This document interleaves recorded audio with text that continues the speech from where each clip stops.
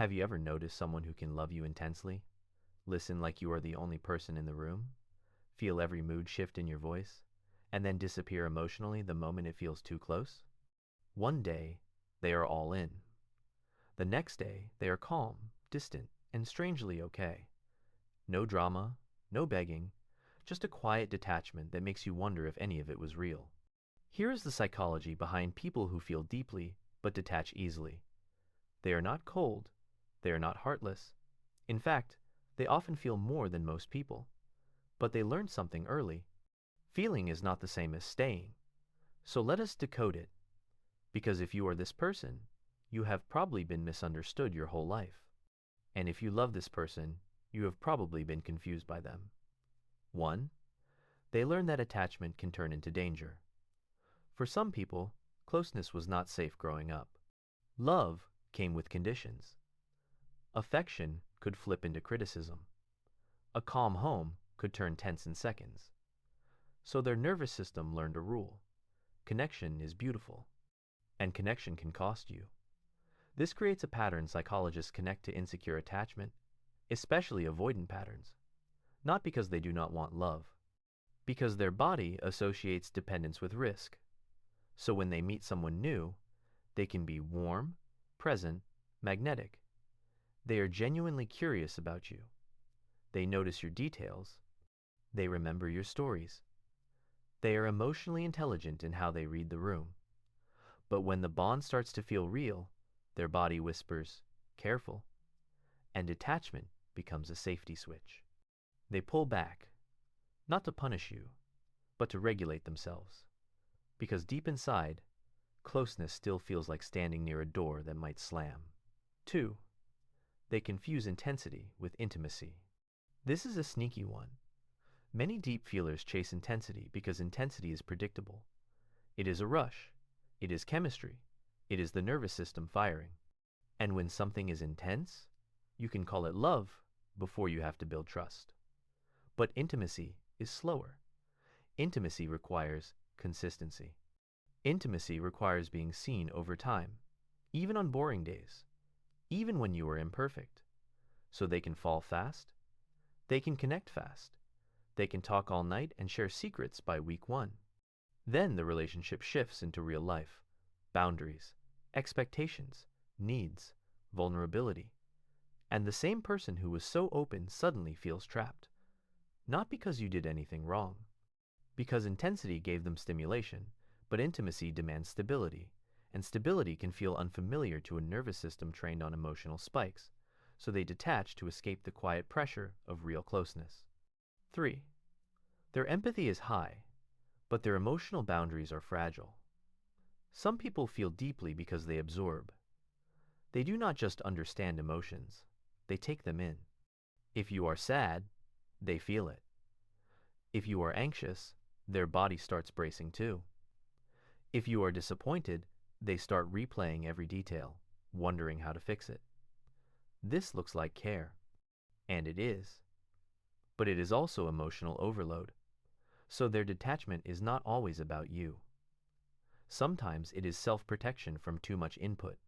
Psychology calls this emotional contagion, and it is why some sensitive people need distance to stay steady. They detach after feeling a lot because they need a mental reset. They may not know how to say, "I need space," without guilt. So they go quiet. They get busy. They answer less. Not because they stopped caring, but because they cared so hard that it drained them. 4.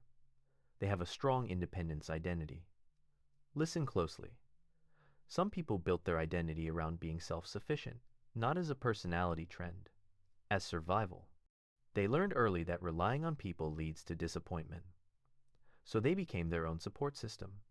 They became problem solvers, calm under pressure, the one who handles things. That is why they often look confident and emotionally mature. But there is a hidden cost.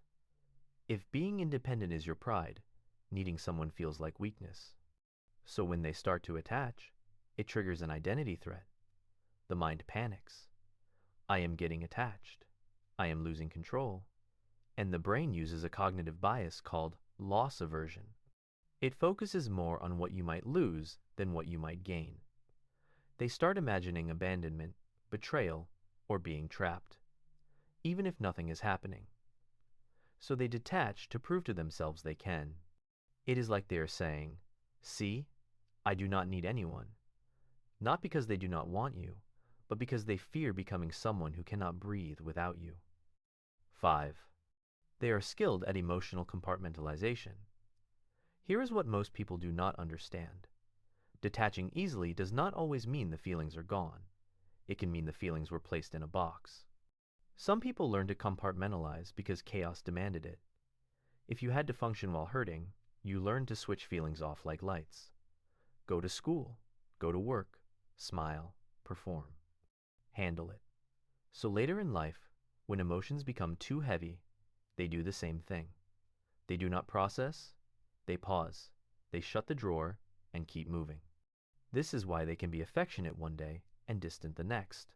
It is not fake, it is a coping skill. It is also why they might detach after conflict, after vulnerability, or after a moment that felt too exposing.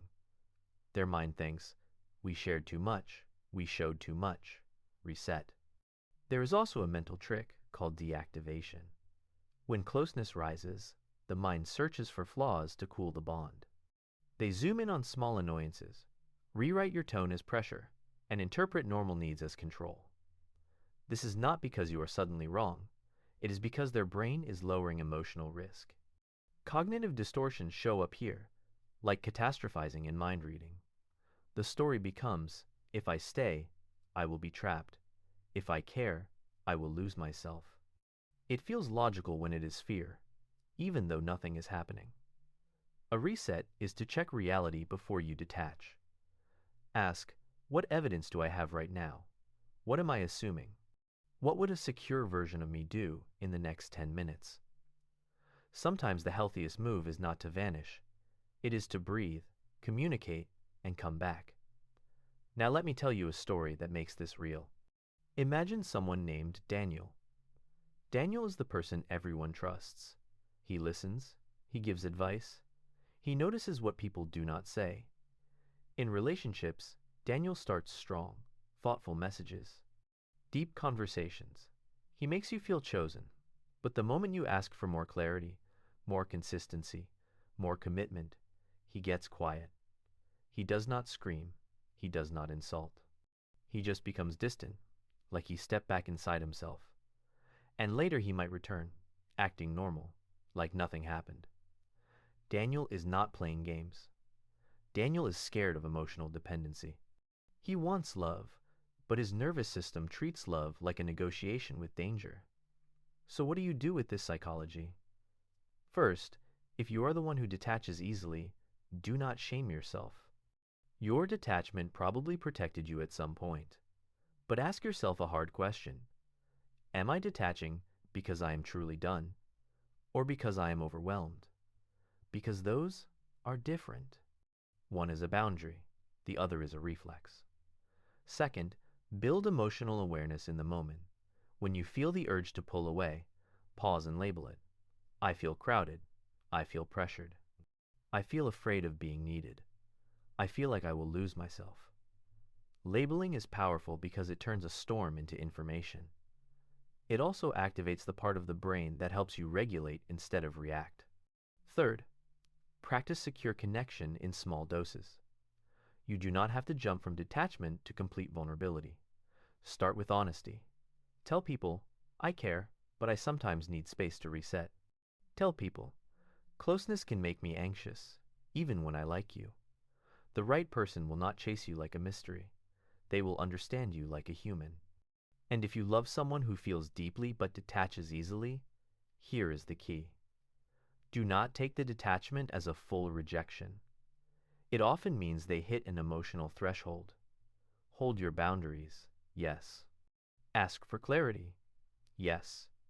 But do not respond with panic, because panic tells their nervous system, see, this is why closeness is dangerous.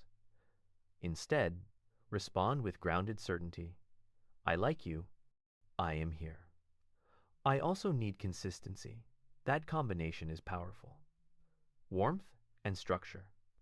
It is what teaches a fearful nervous system that love can be safe. Here is the final truth.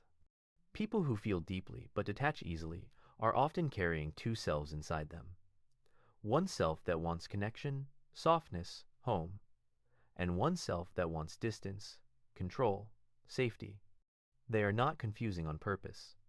They are managing a war between longing and protection. If this video hit you, you are not alone. Your feelings are real, your detachment is real, and your growth can be real too. Because the goal is not to feel less. The goal is to feel safely. If you want more videos that decode hidden patterns like this, stay with me. Subscribe and share this with someone who needs the words. And in the comments, tell me, are you the deep feeler who detaches or the person trying to understand them?